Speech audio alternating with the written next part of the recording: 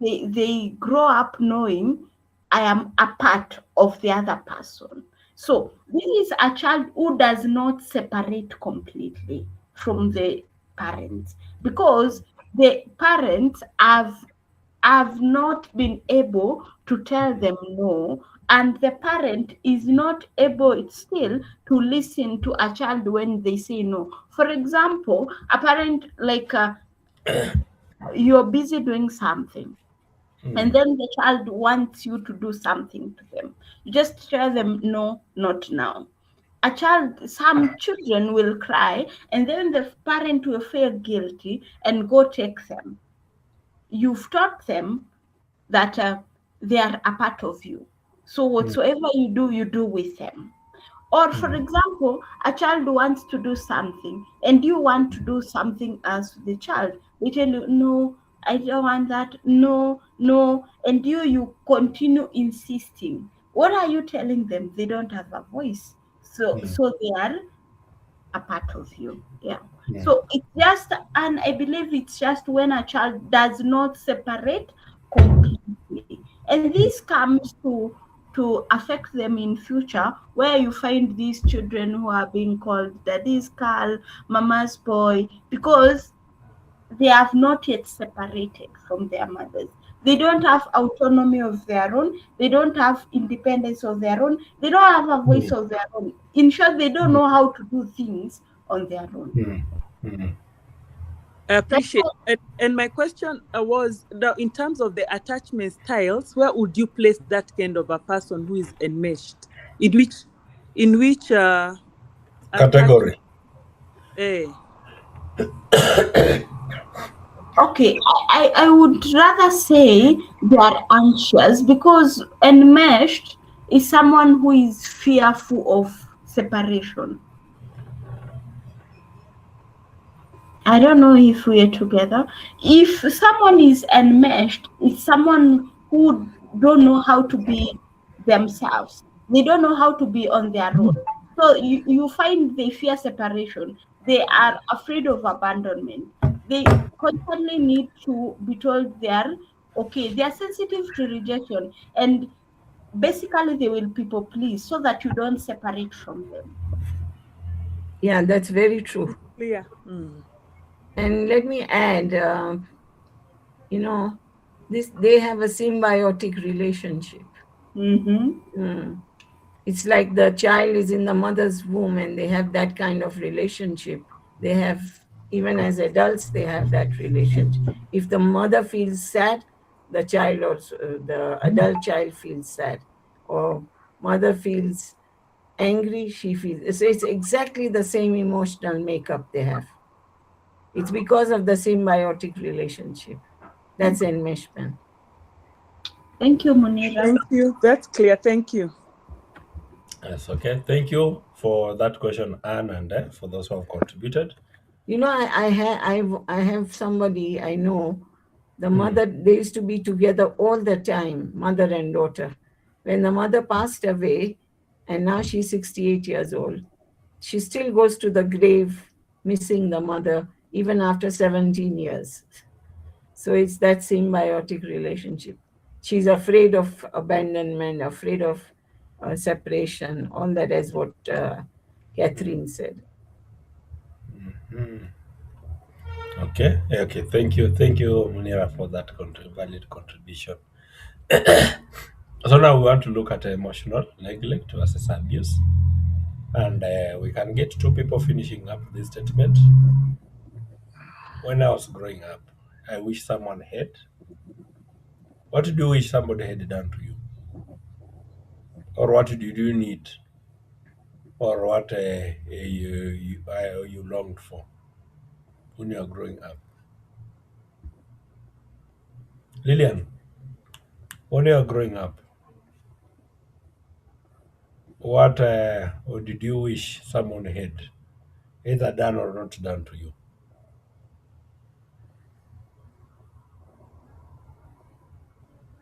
Yeah, I'm still thinking about it. Yeah. Let me say approval. Uh-huh. Yeah, approval. Munira, I wish somebody had approved whatever you are doing. Mhm. I would say listened to. Uh, I feel growing up I was not listened to enough. uh. So, there are things that you wish somebody had done to you as a child. And if you did not get that thing, then it will affect your adulthood. So if you are growing up and you wanted somebody to offer you some support and he never supported you, it will affect you in your adulthood. You will also grow up, and because you are not supported, you will also feel you don't need to support others. So now, when I talk about the emotional neglect versus emotional abuse, we look at the difference. That emotional abuse, in terms of example, it means we can have physical abuse, we can have sexual abuse, we can have emotional abuse, we can have verbal abuse, we can also have psychological abuse, or we can have financial abuse. This financial abuse comes later in life because by the time you are going into school, for example, when you are growing up, you are now in high school, and we deliberately give you pocket money that's not sufficient, then we are subject you to financial abuse. On the other side, when you're talking about emotional neglect, we're not just looking at what happened, we are also looking at what didn't happen. And for example, if a child needed love, a child needed comfort, you as a child, you needed validation, you needed protection, and you also needed presence. So if those things either did happen or did not happen, it will affect your adulthood. If you needed love and you're not given love, and you have reached an age at which you are supposed to marry, how are you going to show love when you didn't receive one? Yes, sir. And so that's where now you will be showing your love language, and your partner will not be reading that love language, because his or her interpretation of love is different. You needed comfort, and because you did not get comfort, you may not be able to give that comfort as a grown up. Now, the comparison between the two, uh, abuse has harm is done, but neglect, it's just a need which was ignored. Abuse is visible, and neglect is usually invisible. Abuse has fear connotation, but neglect has emptiness. Abuse results into pain, and neglect might result into loneliness. So that's where now we might get people, and like now the today's parents. Once your child is 2 or 3 years, you go to buy them those educational tablets.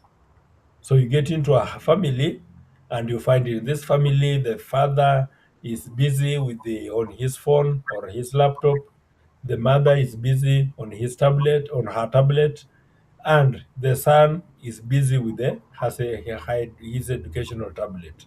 So they are there, but they're not talking to each other. So in that case, is resulting into neglect.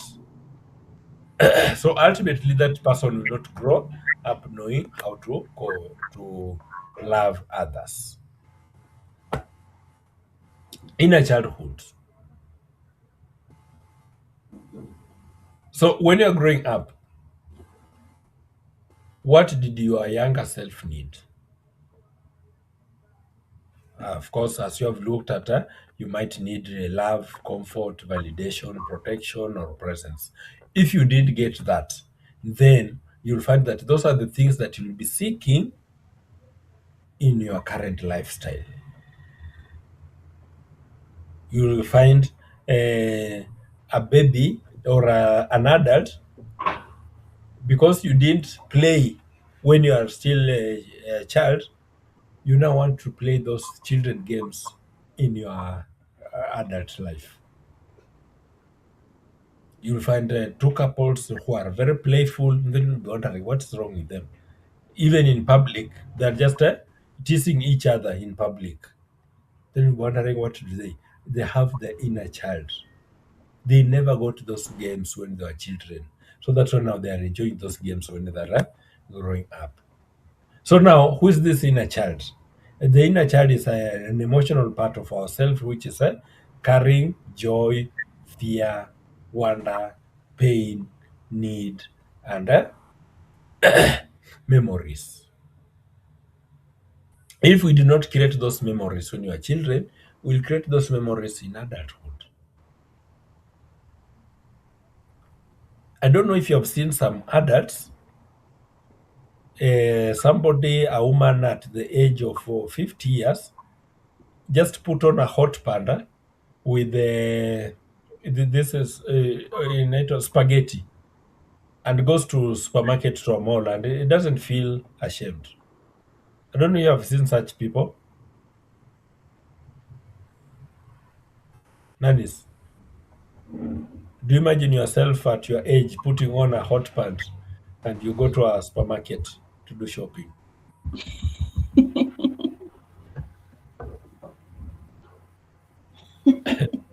Carol, do you put on hot pants when you're going out, not when you're staying in the house? I don't even know what's that. Oh, you don't have hot pants. Listen, you always Ann, okay. Ann, saidia Carol kujua hot pant ni nini. Just in So, case you know. anikute nyuma ya tent tuongee. Alipe consultation fee. okay. Yes. So now, if you find an elderly person putting on that hot pant, putting on inaitwa book top or boob top, then anaenda na anafeel comfortable kukua kwa mall, anakuwa comfortable kwenda shopping. That person has some inner childhood. That's what he is trying to nurse. Now, signs for inner childhood that needs healing. Sometimes when you have people pleasing, that's a sign of inner childhood.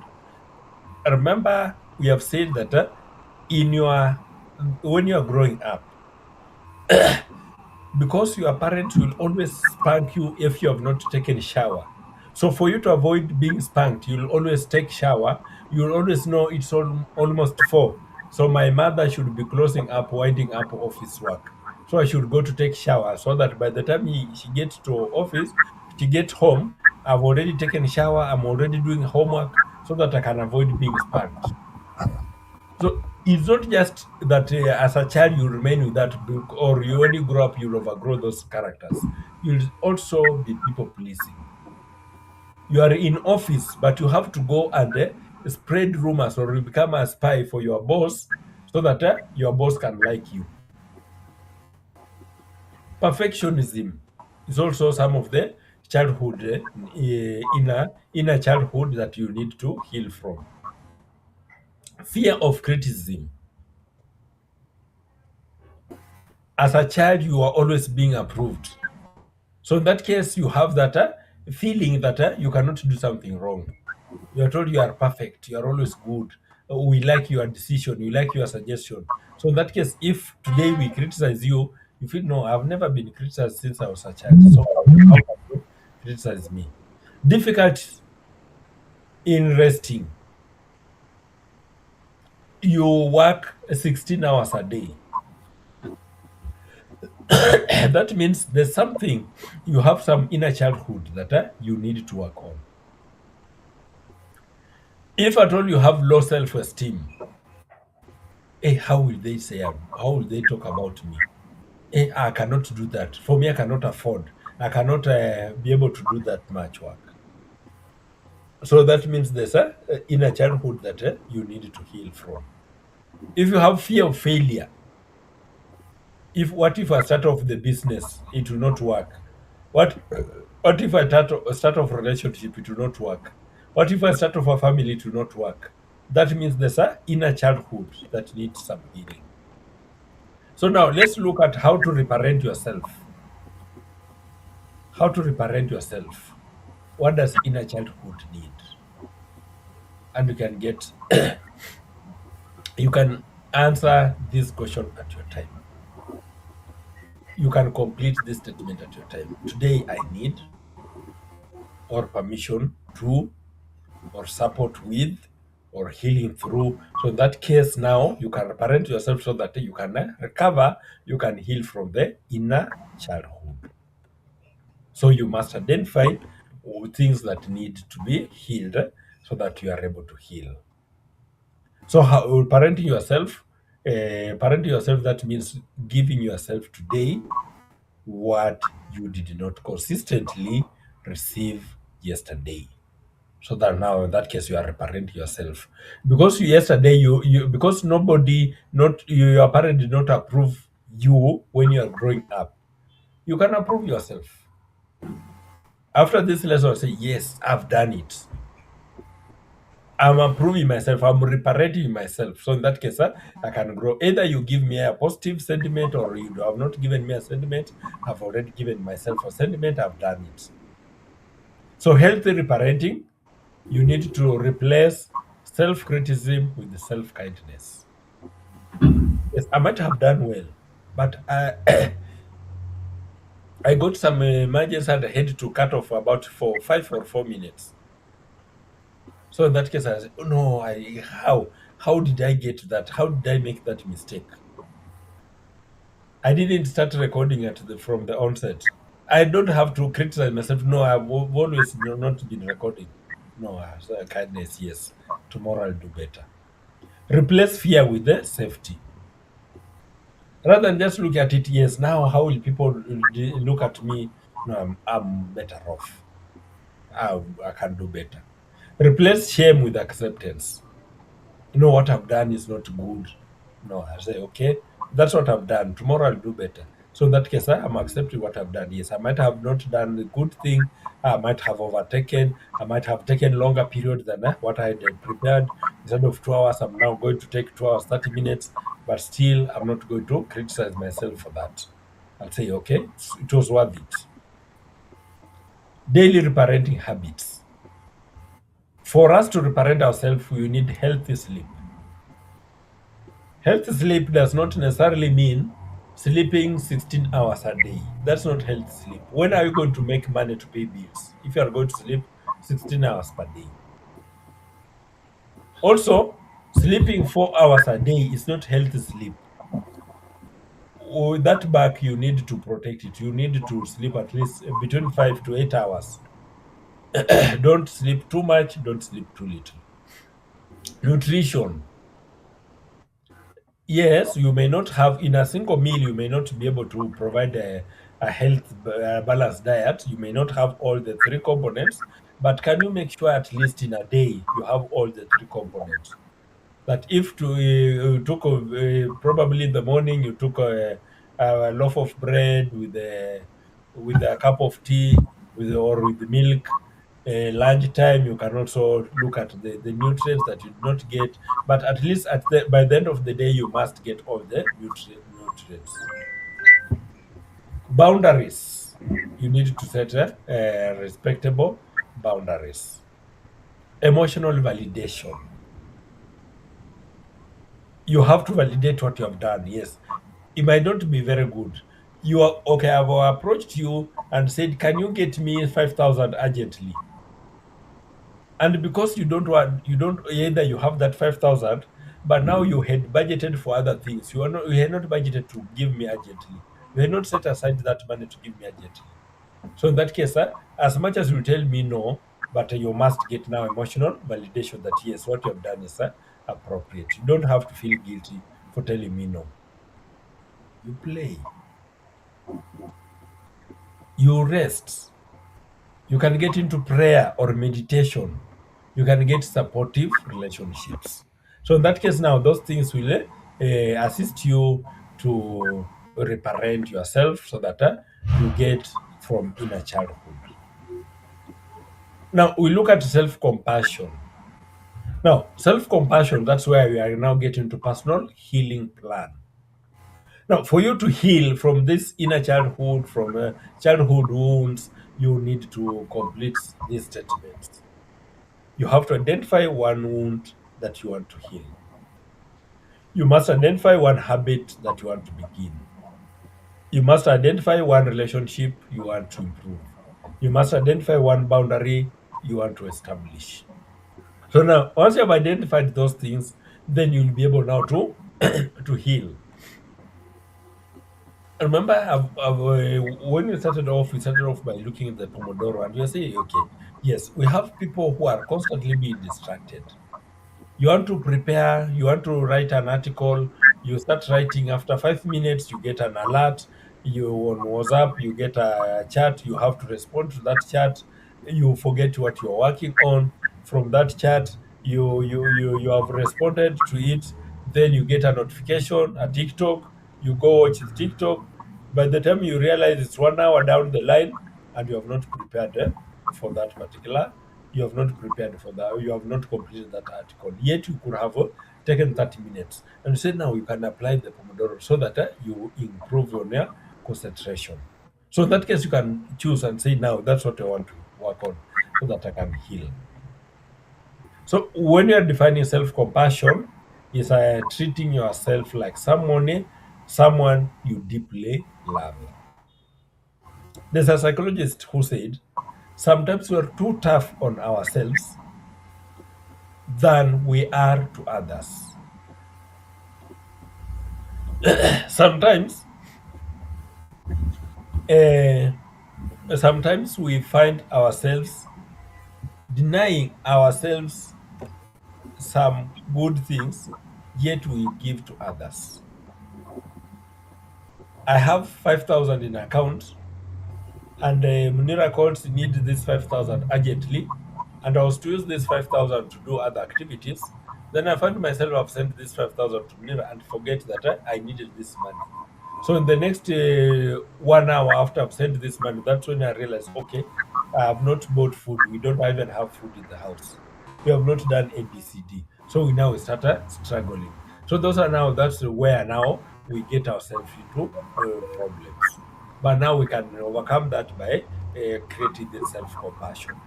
And the three elements of self-compassion is self-kindness. We don't have to become too hard on us. The way we are not too hard on others, that's the same way we should also treat ourselves. When other people make a mistake, we go and tell them it's normal, it's normal. But when we make a mistake, we say, now how can I make a mistake? Jotham, how can I make a mistake? No, it's still normal. If at all Anne can make a mistake and go and tell him that it's normal to make a mistake, then when I'm making a mistake, I should also be kind to myself. We have common humanity. That making mistake does not mean I'm always bad, but I'm a natural human being. I must also have mindfulness. Think about myself rather than just think about others. Now, for us to heal from these childhood traumas, we need to replace these thoughts. Replace the thought of I'm broken with I'm healing. Replace the thought of I always fail with I'm learning. Replace the thought of I don't deserve love with the I am worthy of loving. So don't look at yourself as a lesser being. Just because you have made a mistake, just because you have made a mistake, just because you have separated, you have divorced, you just because you are having trouble in your relationship. Don't just look at it as it's your problem. No, look at it that you are healing from it. Look at it that you are learning from it. Look at it that you are worthy of love. That will help you to grow. That will help you to reparent yourself and overgrow with that. Personal healing plan. And you have said for personal healing plan, you must identify at least one wound I want to heal. You must identify one habit I will begin. You must identify one relationship I will improve. And you also need to identify one boundary that you need to establish. As we almost get to conclusion, some of the things that you need to note or take home that healing is possible. From that childhood wounds, healing is possible. Awareness precedes change. So if we force you to change and you are not even aware, it's not you who is having that problem. You might have that childhood wound. But the moment you don't create that awareness that you have that childhood wound, so that you identify what you want to heal from, it's not you who has the problem, it's me who has the problem. Because it's only me who is seeing that as a problem. You deserve compassion. And this compassion you can get from yourself. Then small daily practices create lasting transformation. So you have to start it today. And you must have those small practices. Yes, talking positively about yourself. You make a mistake, you don't see yourself as I'm always making mistake. You see yourself as always learning. So you cannot change the childhood you had, but you can influence the way you care for yourself today. If you do not get some of these services, if you do not get this compassion when you are growing up, you can always provide yourself today. So in that case, you'll be able to heal from those childhood traumas. Up to that end, I'll entertain some questions before we can adjourn the session.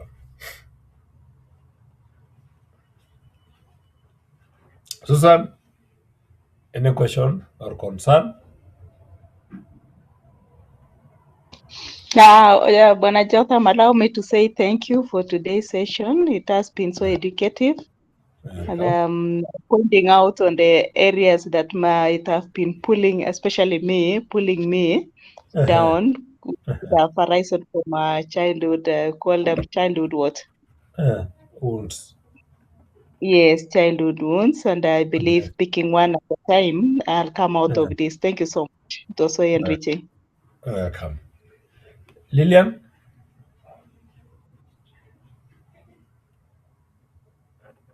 Yeah, the session was insightful. I look forward to the slides so that I can just revisit them and even finish the exercises that we have not done. Yes. Well, thank you. Thank Nanis? The session was impactful, especially becoming aware of ourselves and how our childhood is affecting us, and also on what we can do so that we can become better and be who we have always desired to be. Thank you. Welcome. Munira?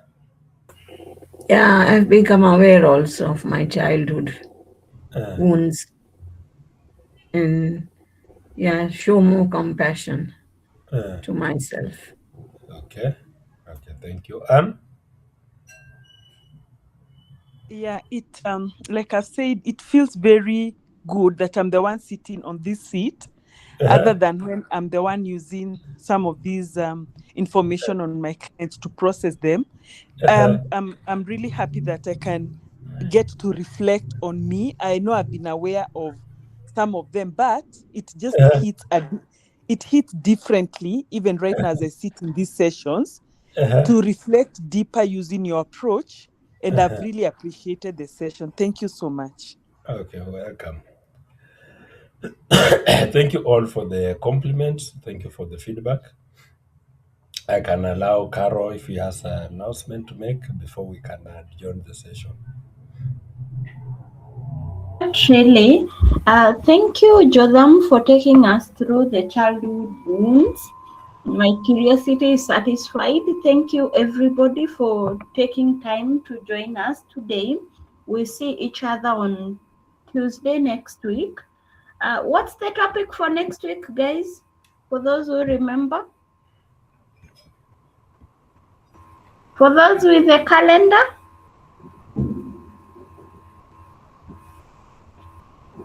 No one is remembering the topic for next week?